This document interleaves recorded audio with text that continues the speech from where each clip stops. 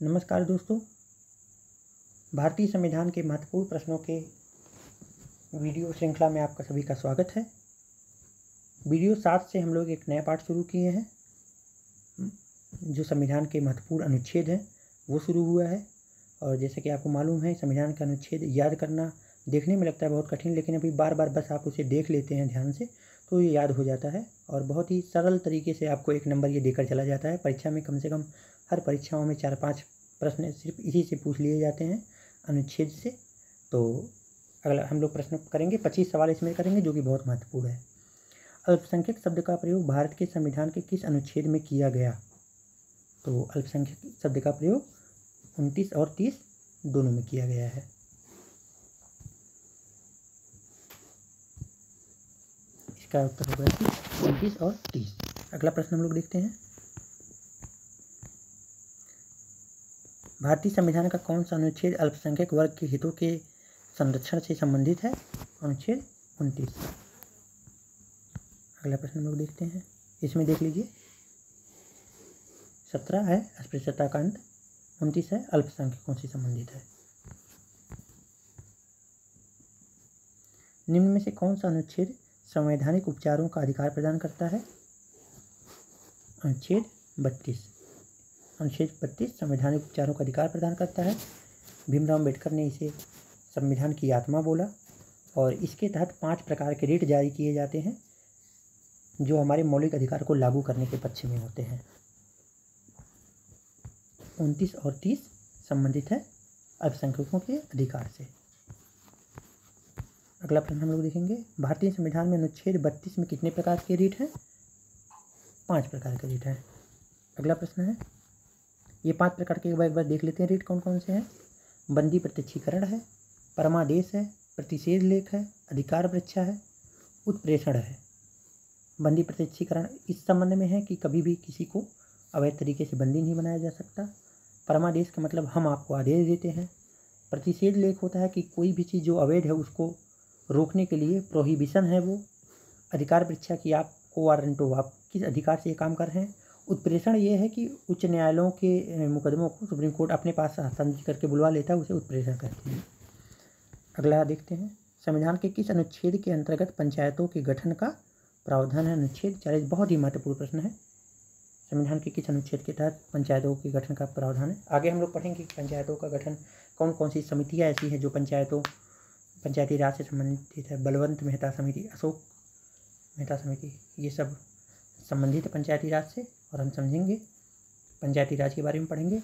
ये नीति निदेशक तत्व जो हमारा DPSP है उसमें अनुच्छेद 40 जो है ये पंचायतों के गठन के प्रावधान से संबंधित है। अगला प्रश्न देखेंगे,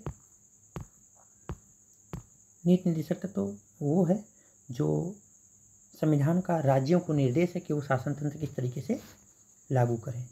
कभी ये भी प्रश्न पूछ लिया जाए कि क्या नीति निदेशक तत्व के लिए आप नीति निर्देश पूरा कराने के लिए आप कोर्ट में जा सकते हैं, वाद योग्य है? नहीं, ये वाद योग्य नहीं है। मौलिक कर्तव्य और नीति निर्देशक तत्व वाद योग्य नहीं है, लेकिन इसकी महत्वपूर्ण इसलिए भी है क्योंकि ये शासन पर नीति निर्देशक तत्व एक नैतिक जिम्मेदारी बनाता है और मौलिक कर्तव्य व्यक्ति पर एक नैतिक जिम्मेदारी बनाता है, इसलिए ये महत्वपूर्ण भी है। हमारे संविधान के किस अनुच्छेद में पर्यावरण संरक्षण का संवर्धन किया गया है? अनुच्छेद 48 का होगा, 48 का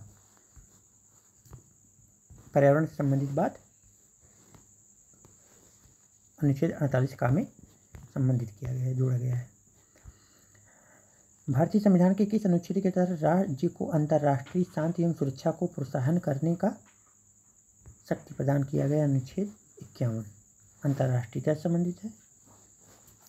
अगला प्रश्न हम लोग देखेंगे, देखिए, 48 है कृषि पशुपालन, 49 राष्ट्रीय महत्व के स्मारकों का रक्षण, 50 कार्यपालिका से न्यायपालिका का पृथक्करण संबंधित है और 51 है अंतर्राष्ट्रीयता से संबंधित है। अगला प्रश्न, भारतीय संविधान का कौन सा अनुच्छेद अंतर्राष्ट्रीयता से संबंधित है? अंतर्राष्ट्रीय संबंधों से संबंधित है, अनुच्छेद 51, इसे याद कर लीजिए। अगला प्रश्न, निम्न में से कौन सा एक अनुच्छेद भारतीय संविधान में निर्दिष्ट भाग 4 के अंतर्गत पंच निर्णय के माध्यम से अंतर्राष्ट्रीय विवादों के समाधान को प्रोत्साहित करता है? वही प्रश्न है अनुच्छेद 51। पूछने का तरीका बदल गया है तो कई बार कन्फ्यूजन हो जाता है। अंतर्राष्ट्रीयता से संबंधित है, अंतर्राष्ट्रीय विवाद से संबंधित है, अंतर्राष्ट्रीय संबंध से संबंधित है, तो अनुच्छेद 51 आ जाएगा, इसे याद रखिएगा। अगला प्रश्न है, भारतीय संविधान का कौन सा अनुच्छेद भारत की विदेश नीति से संबंधित है? अनुच्छेद 51। देखिए एक ही प्रश्न है लेकिन भांति भांति प्रकार से पूछा जा रहा है और ऑप्शन भी इस तरह के दिए जा रहे हैं, तो एक बार कन्फ्यूजन में कहीं 212 तो नहीं है, कहीं 380 तो नहीं, लेकिन आप ध्यान से जब पढ़े रहेंगे तो आप उसे जोड़ ले जाएंगे अपने उत्तर से। अगला प्रश्न है, संविधान का कौन अनुच्छेद विदेश नीति से संबंधित है? वही प्रश्न घुमा जा रहा है। अगर एक प्रश्न आपके वीडियो क्लास में एक प्रश्न बार बार आ रहे हैं तो आप बिल्कुल परेशान उसको लेकर ना होइए, वो आपको कभी नहीं भूलेगा। अगर एक ही प्रश्न बार बार 5-6 बार अगर आ जा रहा है किसी तरीके से तो आपको कभी भूल भी नहीं सकता, इतना समझिए। संविधान का कौन अनुच्छेद विदेश नीति से संबंधित है? अनुच्छेद 51। वही प्रश्न देखिए, अनुच्छेद 51, मौलिक कर्तव्यों का उल्लेख भारतीय संविधान के किस अनुच्छेद में है? अनुच्छेद 51A में है। मौलिक कर्तव्य के बारे में थोड़ा सा पढ़ लेते हैं। ये संविधान का जो भाग 4 है, भाग 4 तो DPSP से संबंधित है और भाग 4 का संविधान के मौलिक कर्तव्यों से संबंधित है। इसमें अनुच्छेद 51 में का जोड़ दिया गया और भाग 4 में 4 का जोड़ दिया गया।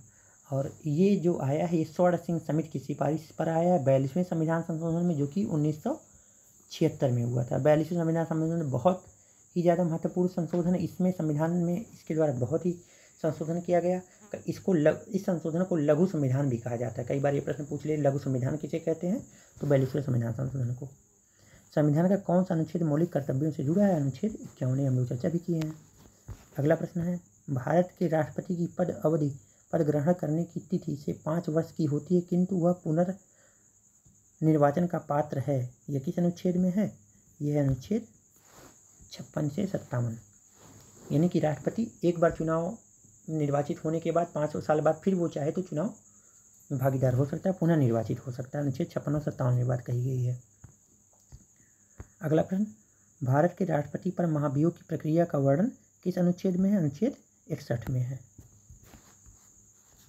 अगला प्रश्न देखते हैं हम, भारत के राष्ट्रपति संविधान के किस अनुच्छेद के अंतर्गत मंत्रिमंडल की सलाह मानने के लिए बाध्य? अनुच्छेद 74 है ये। इसका व्याख्या थोड़ा सा देख लीजिए।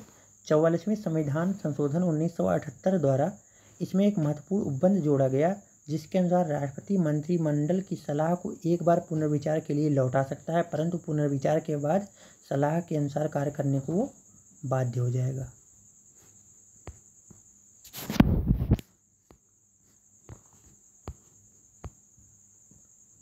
संविधान के किस अनुच्छेद के अंतर्गत भारत का राष्ट्रपति संघीय कैबिनेट की सलाह मानने के लिए बाध्य है? अनुच्छेद 74।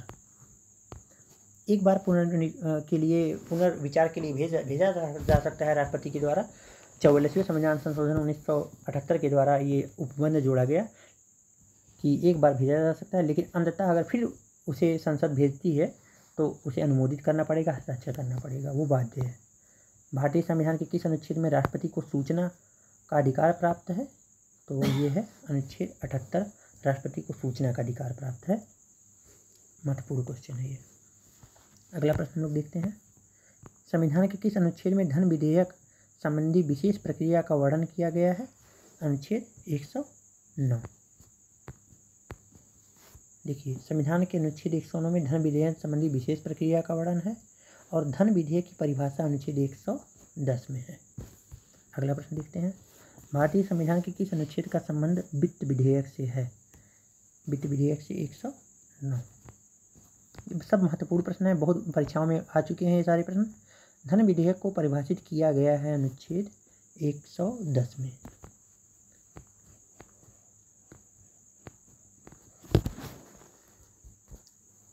संविधान के किस अनुच्छेद में उच्चतम न्यायालय की स्थापना एवं संरचना का वर्णन किया गया है? अनुच्छेद 124 में उच्चतम न्यायालय की संरचना, स्थापना, इसका वर्णन किया गया है। इस एक देख लीजिए तथ्य और भी है कि वर्तमान में मुख्य न्यायाधीश सहित उच्चतम न्यायालय में न्यायाधीशों की कुल संख्या कितनी है? 34 है। इसे याद कर लीजिए। भारतीय संविधान में किस अनुच्छेद में सर्वोच्च न्यायालय में तदस्थ न्यायाधीशों की व्यवस्था है, अनुच्छेद 127। तदस्थ न्यायाधीशों की व्यवस्था जो है अनुच्छेद 127 में है।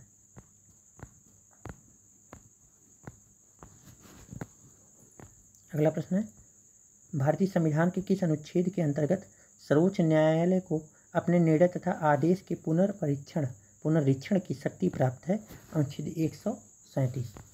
इसका व्याख्या हम थोड़ा सा देख लेते हैं। संविधान के अनुच्छेद 137 के तहत सर्वोच्च न्यायालय को अपने द्वारा दिए गए निर्णय आदेश का पुनर्विलोकन करने की शक्ति दी गई है। अनुच्छेद 136 के तहत उच्चतम न्यायालय में विशेष अनुमति से अपील का प्रावधान है। आज की ये वीडियो यहीं पर समाप्त होता है। मिलते हैं अगले महत्वपूर्ण प्रश्नों के साथ। धन्यवाद।